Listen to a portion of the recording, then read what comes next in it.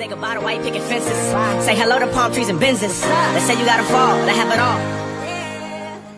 Grüß dich, das ist die Nashicha und herzlich willkommen zu einer neuen Let's Read. Und zwar werde ich euch heute eine kleine Geschichte vorlesen.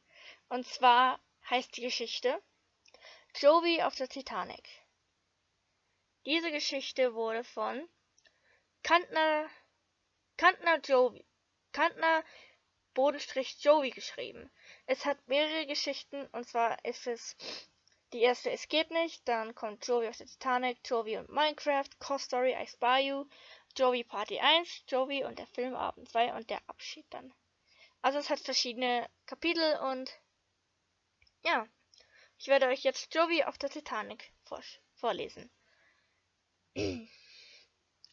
Point of View, Sebastian.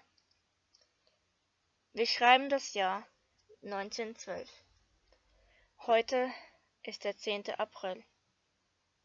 Und heute gehe ich mit meiner Frau Jody und unserem Sohn Max an Bord der Titanic. Auf unseren Tickets steht erste Klasse. Wir waren nicht reich, aber es reichte gerade für die 3 Tickets. Als wir in unserer Kabine standen, kullerte uns fast die Augen aus dem Kopf. Alles war noch so neu. Noch nie hat jemand in diesem Bett gelegen. Man roch die frische Farbe an den Wänden. Es ist umwerfend auf diesem Schiff, sagte Jody, die aus dem Staunen nicht mehr herauskam. Das kannst du laut sagen, flüsterte ich, da ich gesehen habe, dass der Kleine auf Jodys Arm eingeschlafen ist. Sie legte ihn in ein Bettchen und fing an, auszupacken.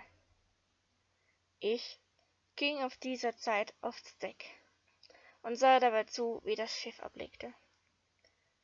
Es war wirklich eindrucksvoll, wie dieses Riesenschiff aus dem Hafen fuhr.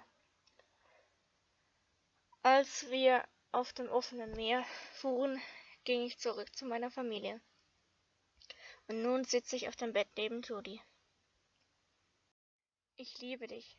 Ich werde dich auch immer lieben, hauchte sie mir ins Ohr. Ich dich auch, erwiderte ich ihr. Dann küsste ich sie, sanft und leicht, auf die Lippen. Sie stand auf und ging zu Max ins Bett. Ich schlang meine Arme von hinten um ihren Bauch. Sie drehte sich um und küsste mich auf die Nasenspitze. »Können wir was essen gehen? Ich habe Hunger«, klagte sie schon fast. »Dann lass uns gehen.« Zeitsprung, 4 Tage später. Es ist 24 Uhr. Ich stehe mit Jody auf dem Deck. Da sie kalt hat, umarme ich sie ganz fest. Max schläft bereits in unserem Zimmer. Plötzlich krachte ein großer Eisblock neben uns auf den Holzboden.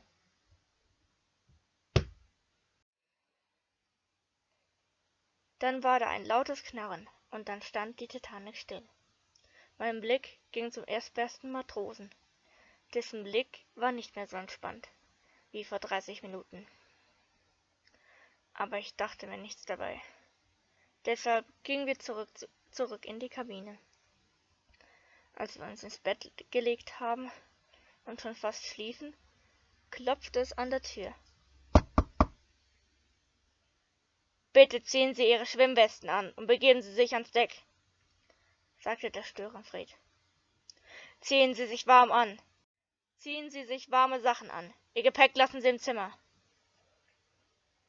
Ich schaute auf die Uhr. Es war 1 Uhr morgens. Als ich aufstehen wollte, torkelte ich wieder zurück aufs Bett.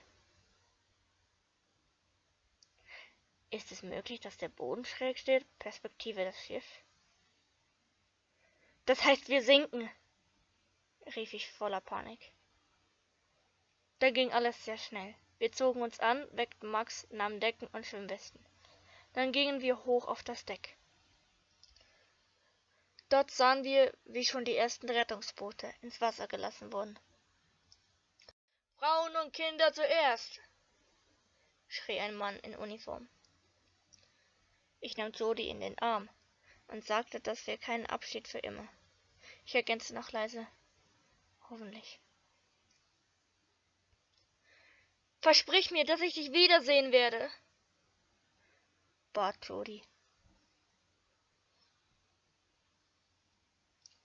Nein, Papa, bitte geh nicht, weinte Max. Aber ich konnte nichts versprechen. Aber ich werde alles tun. Das Boot mit Jody und Max ist im Wasser. Ich hatte Glück und fand auf dem letzten Boot auch noch einen Platz. Pointeriert Jody. Ich mache mir solche Sorgen um Sebastian. Er steht immer noch auf dem sinkenden Schiff, während ich auf dem Rettungsboot sitze und vor lauter Aufregung zittere. Als wir schon keine Stunde auf dem Wasser treiben, wird es still. Es ist mega unheimlich und kalt. Zum Glück habe ich mir noch 2 Wolldecken mitgenommen. Es wurde ein Rettungsboot freigeräumt und suchte nach Überlebenden. Bitte ist Sebastian auf dem Boot, flüsterte ich mehr für mich selber als für jemand anders. Aber er war nicht dort. Ich gab langsam, aber sicher auf, dass er es nicht überlebt hat. Da ist ein Schiff! Schrie eine Frau, die auf demselben Boot wie ich ist. Endlich an Bord des Schiffes suchte ich noch ein letztes Mal nach Sebastian. Da, ist er das? Ja, er ist es! Ich rannte auf ihn zu, Max hinterher. Als Basti mich sah, breitete er seine Arme aus, und ich fiel ihm um den Hals. Langsam stiegen mir die Tränen in die Augen. An meinem Bein spürte ich 2 kleine Arme. Ich küsste Sebastian leidenschaftlich und hob Max hoch, um ihn wenige Sekunden später an Sebastian weiterzugeben. Ende. So. Ich hoffe, es hat euch gefallen. Das war wieder mal eine kleine Geschichte, also ein kleiner One-Shot, den ich vorgelesen habe, da ich gemerkt habe, dass euch der Zomdado One-Shot sehr, sehr gut gefallen hat in meiner Sprecherkabine. Es ist immer sehr lustig, weil diese Sprecherkabine ist eigentlich mein Schrank. Es ist immer sehr lustig hier aufzunehmen. Vor allem, es fühlt sich echt so an, als ob ich was synchronisieren würde. Ich fühle mich gerade wie Lara Loft. Ich hoffe, es hat euch gefallen. Und lasst doch ein Like und ein Abo da, falls es euch gefallen hat. Und wenn nicht, natürlich nicht. Versteht sich natürlich. Und ich wünsche euch einen schönen Morgen, Mittag und Abend. Und tschüss, ciao, ade.